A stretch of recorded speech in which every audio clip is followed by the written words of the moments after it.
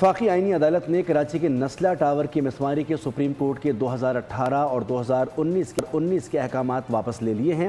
عدالت نے کہا ہے کہ غیر قانونی تعمیرات کے خلاف کارروائی کا بنیادی اختیار عدلیہ نہیں بلکہ صوبائی حکومت کا ہے۔ عدالتیں اپنی حد میں رہیں اور انتظامی معاملات میں غیر ضروری مداخلت سے گریز کریں۔ منصفانہ قانونی کارروائی کے بغیر کسی عمارت کو گرانے کا حکم نہیں دیا جا سکتا۔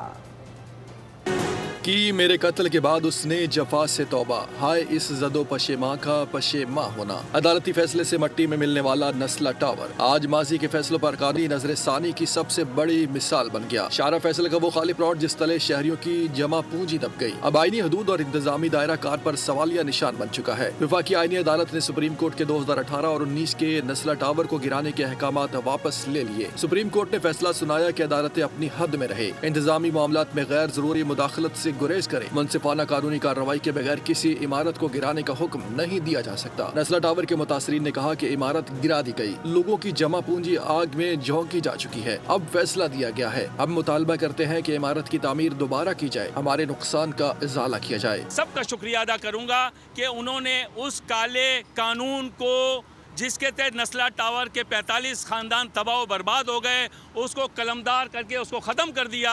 ریکویسٹ کرتا ہوں 45 خاندانوں کی طرف سے کہ دوبارہ نسلہ ٹاور کو اس حکم کے تحت کوئی ایسی پلاننگ کرے کہ دوبارہ اس کو تعمیر کیا جائے۔ نسلہ ٹاور کو 2021-22 میں سپریم کورٹ کے حکم پر غیر قانونی قرار دے کر گرایا گیا تھا۔ نسلہ ٹاور پر سپریم کورٹ کا فیصلہ۔ شرجیل انعام میمن نے کہا کہ نسلہ ٹاور گرانے کے فیصلے سے سینکڑوں لوگ بے گھر ہوئے، عدالت کی منمانی سے بہت بڑا نقصان ہوا، نقصان کا اب ازالہ ہونا چاہیے۔ جبکہ ایم کیو ایم رہنما فاروق ستار بولے کہ عدالت نے فیصلے سے نسلہ ٹاور کے رہائشی بے موت مارے گئے، عدالت نقصان کے ازالے کے احکامات بھی دے، صوبائی حکومت سے معافی بھی مانگے۔ سینکڑوں وہ لوگ بے گھر ہوئے، تھرڈ پارٹی انٹرسٹ تھا، اس کو مد نظر نہیں رکھا انہوں نے اور اپنی منمانی کی، جس کی وجہ سے بہت بڑا نقصان ہوا۔ نقصان جو ہونا تھا ہو گیا، اب اس کا سدباب سلم یہ ہونا چاہیے، جس نے غلط ڈیسیژن دیا ہے، جس سے لوگوں کے نقصان ہوئے ہیں وہ شخص اس کو بھر کے دے۔ یہ فیصلہ کہ صرف بس توڑ دو اور باقی اس کے بعد صرف جملہ کے کمپنسیٹ کر دو جن کے پیسے لگے۔ چلے ہم آج اگر آئینی عدالت نے یہ فیصلہ دیا، وفاقی آئینی عدالت نے، تو وفاقی آئینی عدالت جو متاثرین ہے، جو بلڈر تھا، اس کے ہر ایک کے کمپنسیشن ازالے کے لیے کچھ کرے اور سب کو کمپنسیٹ کیا جانا چاہیے۔ سرپرست اعلیٰ محسن شیخانی نے کہا ہے کہ یہ اس وقت کے چیف جسٹس کا ذاتی فیصلہ تھا، کمشنر اور ڈپٹی کمشنر پر دباؤ ڈالا گیا، جس نے عمارت بنائی اس کا انتقال ہو گیا، لوگ سڑکوں پر آ گئے، ان کا کیا ہوگا؟ سندھ حکومت لوگوں کو دوبارہ گھر بنانے میں ریلیف دے۔ یہ ایک جج کا اپنا فیصلہ تھا اور پرسنلائز فیصلہ تھا اس وقت کے چیف جسٹس سپریم کورٹ کے، اور انہوں نے پرسنلائز اس کو مانیٹر کیا تھا توڑنے کے لیے اس بلڈنگ کو، اور ڈے ٹو ڈے کمشنر اور ڈی سی ایسٹ ان لوگوں کو پریشر کیا اور پریشرائز کر کے ان سے رپورٹ لی، ان کو کہا کہ آپ کی جو بھی جاب ہے وہ ختم ہو جائے گی، اور ان کو اس اسپیڈ سے ان لوگوں کو گھر سے باہر نکالا، اور جس طریقے سے لوگوں کی ڈیتھ ہو گئی، اس مالک کا انتقال ہو گیا جس نے بلڈنگ بنائی تھی، کچھ لوگ اس میں سے فیملیز در بدر ہو گئی۔ اتنا پرنلائز اقدام کبھی نہیں دیکھا۔ اور ایران کے درمیان تناؤ میں کمی لانے کے لیے ثالث متحرک ہو گئے، بڑے پیمانے پر سفارتی کوششیں تیز کر دی گئی ہیں۔ 2 روز تک جاری رہنے والے مہلک حملوں کے بعد بندوقیں خاموش ہو گئی۔ امریکی میڈیا کے مطابق پاکستان، قطر، مصر اور سعودی عرب کے حکام نے بدھ کو امریکی اور ایرانی حکام سے رابطے کیے، جس کے بعد دونوں ممالک نے ایک دوسرے پر حملے روک دیے۔ الجزیرہ کے مطابق فریقین کے درمیان کشیدگی میں کمی کی کوششیں جاری ہیں تاکہ تکنیکی ٹیموں کے درمیان مذاکرات کے اگلے دور کی تاریخ مقرر کی جا سکے۔ ثالثوں کی کوششیں رنگ لانے لگی، ایران امریکہ کشیدگی تھمنے لگی۔ 2 روز تک جاری رہنے والے مہلک حملوں کے بعد دونوں اطراف کی بندوقیں خاموش ہو گئی۔ امریکی میڈیا کے مطابق پاکستان اور قطر کی ثالثی کے باعث گزشتہ رات دونوں ممالک نے ایک دوسرے پر حملے نہیں کیے۔ پاکستان اور قطر مذاکرات دوبارہ شروع کرانے کی کوششوں میں مصروف ہے۔ ترکی، مصر اور سعودی عرب کے حکام نے بھی امریکی حکام سے رابطے کیے تاکہ کشیدگی میں کمی لائی جا سکے۔ امریکی حکام کے مطابق واشنگٹن اب بھی تہران کے ساتھ مذاکرات کے لیے پرعزم ہے۔ ایکزیوس کے مطابق فریقین گزشتہ مذاکرات میں جوہری معاہدے کی جانب قابل ذکر پیش رفت کر چکے۔ सदर ट्रंप भी मुकम्मल जंग से बचने के ख्वाह है। अमरीकी सदर डोनाल्ड ट्रंप का ईरान से मुज़ाकरात जारी रखने का ऐलान, खुद की जान को खतरे का भी दावा कर दिया।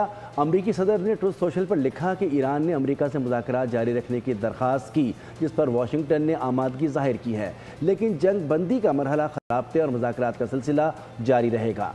दूसरी जानिब न्यूयॉर्क पोस्ट को इंटरव्यू में डोनाल्ड ट्रंप ने दावा किया कि उनका नाम काफ़ी अरसे से ईरान की मुबैना हिट लिस्ट में शामिल है। अगर उन्हें कत्ला तो इस हवाले से ज़रूरी हिदायत पहले ही जारी कर दी गई हैं, जिसके तहत ईरान को सख्त जवाब दिया जाएगा। ईरान पर गैर मामूली बमबारी की जाएगी।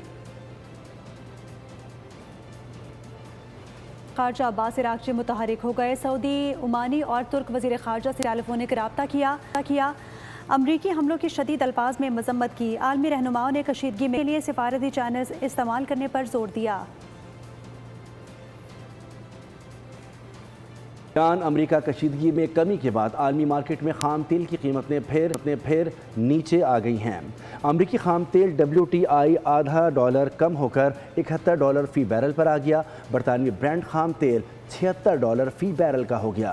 UAE मरबान क्रूड ऑयल $71 पर ट्रेड करने लगा। ईरान के शहीद रहबर आला आयतुल्ला अली खामनाई का ताज़ियती इज्तिमा आज कुम में होगा। सुप्रीम लीडर मुज्तबा खामनाई की इज्तिमा में शिरकत की तवक्को की जा रही है। ईरानी मीडिया के मुताबिक इज्तिमा हरम हज़रत मासूमा में होगा। शहीद रहबर आला को जुमेरात की रात मशहद में सुपुर्द खाक कर दिया गया था। शहीद की तदफीन हज़रत इमाम अली रज़ा के रोज़े के अहाते में की गई। आयतुल्ला अली खामनाई से जनाजा बड़े बेटे आयतुल्ला सैयद मुस्तफ़ा खामनाई ने पढ़ाई थी। ईरानी मीडिया के मुताबिक 6 रोज़ तक जारी रहने वाले जुलूस जनाजे में 4.5 करोड़ लोगों ने शिरकत की। जंगी जराइम में मुलविस इजरायली वज़ीर आज़म नेतन्याहू का बेटा यायर अपने नाम से नेतन्याहू का नाम हटाने पर मजबूर हो गया। मीडिया रिपोर्ट के मुताबिक यायर ने ऐसा इक़दाम शदीद आलमी और अवामी रद्द-ए-अमल से बचने के लिए किया है। यायर नेतन्याहू ने अब अपना नाम योथानान होन रख लिया है। इजरायली अखबार के मुताबिक गज़ा में इजरायली मज़ालिम पर नेतन्याहू का ख़ानदान शदीद बैनुल-अक़वामी तनकीद का शिकार है।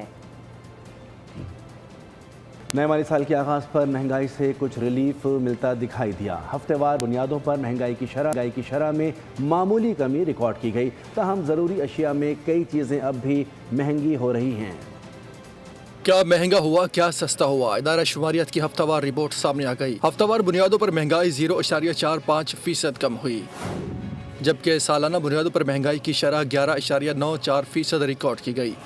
एक हफ्ते के दौरान 22 अशियाए ज़रूरिया की कीमतों में इजाफा हुआ, जबकि 8 अशिया की कीमतों में कमी देखी गई। एक हफ्ते में आलू 3.94% महंगे हुए, मुर्गी के गोश्त की कीमत 3.7% इजाफा हुआ, प्याज 3.54% और आटा 1.61% महंगा हुआ। अंडे, बड़ा गोश्त, ताज़ा दूध और वॉशिंग साबुन की कीमतों में भी इजाफा रिकॉर्ड किया गया। दूसरी जानिब टमाटर की कीमत में नुमाया कमी हुई। एक हफ्ते में टमाटर 23.3% सस्ते हुए। LPG का घरेलू सिलेंडर 15.12% सस्ता हुआ।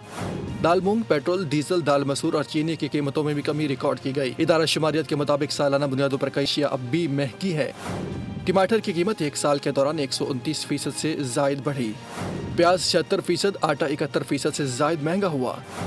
बिजली के सामाही चार्जेस में 49% से जायद इजाफा रिकॉर्ड किया गया। गैस चार्जेस भी सालाना बुनियादों पर तकरीबन 30% बढ़े। ताहम कुछ अशिया सालाना बुनियादों पर सस्ती हुई।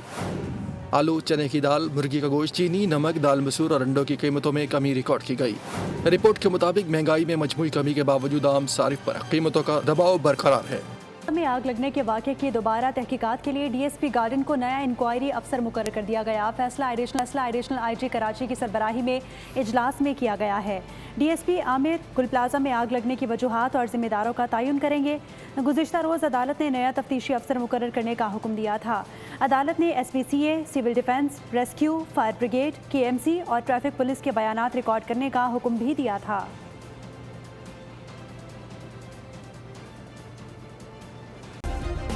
सब्सक्राइब करें और बेल दबाएं ताकि कोई खबर रह न जाए।